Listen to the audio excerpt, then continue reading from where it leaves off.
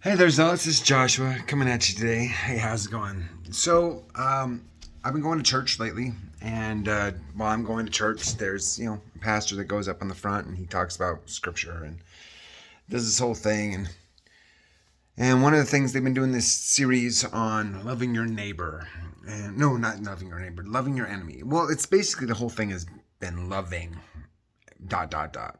We're supposed to love with dot dot dot. And they want you to love your enemy. Now, here's a big problem that I find with Christianity as a whole. When it comes to this, you're supposed to love God with all your heart, soul, mind, and strength, and you're supposed to love your neighbor as yourself. And it says to love your enemy. There's a difference, though, between loving God and loving your enemy and loving your neighbor. They're very different concepts, and they need to be separated specifically so that way we know how to deal with them. So, for one, let's go into the first one. The first one says you're supposed to love God with our heart, soul, and strength.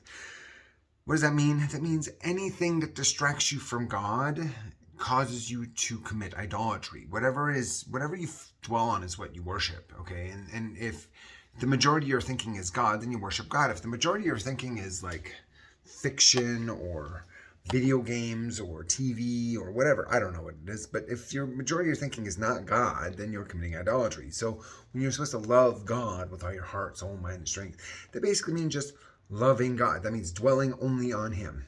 Now, we're supposed to love our neighbor as we love ourselves. Well, what does that mean? We're supposed to love our neighbor. What does it look like to love your neighbor? Well, your neighbor is the dude that does the will of God.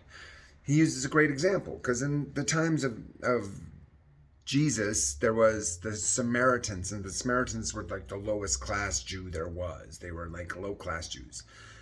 So when Jesus gave a parable, he said a rabbi sees the guy fell amongst thieves, and they ignore him and they go on the other side because he's cursed, because he just got attacked. So obviously you don't want that evilness to rub off on you, right? The Levites come by and they see the guy, beaten on the side of the road, and they're like, ugh, he's cursed. And so they go on the other side of the road because they're the priests and they're supposed to be clean all the time and they're supposed to represent God. But then the Samaritan, who is like the lowest of the low because they worship on the wrong place and they blah blah, everybody accuses them, but that guy takes care of the dude and pays for all of his lodging and food and tends to his wounds. I mean, like, and who's the neighbor of the guy that fell amongst thieves? Well, obviously Samaritan, because it doesn't matter what position of spiritual authority you might have. If you're not doing the will of God, you're not my neighbor. So, being a neighbor is important. But then it says you're supposed to love your enemies and do good to them that hatefully despise you. What? What does that even mean? And what it does, it says, bless them, do not curse them. Now, and this is something that needs to be brought to the forefront. And it's not saying for you to put yourself in a position where you can be abused by evil people. That's not what it's saying at all. It says, bless them, do not curse them. Now, what it means to be blessing somebody, it means you do not speak evil of, you speak good of people.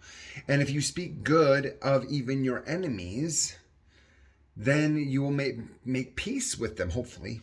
Maybe not. But it's not guaranteed, but it's hopefully not, right? So you want to bless them, do not curse them. That means don't speak evil of the wicked people. Now, did Jesus Christ speak wicked of evil people? All the time. But he did it to their face and in defense of people who they were oppressing.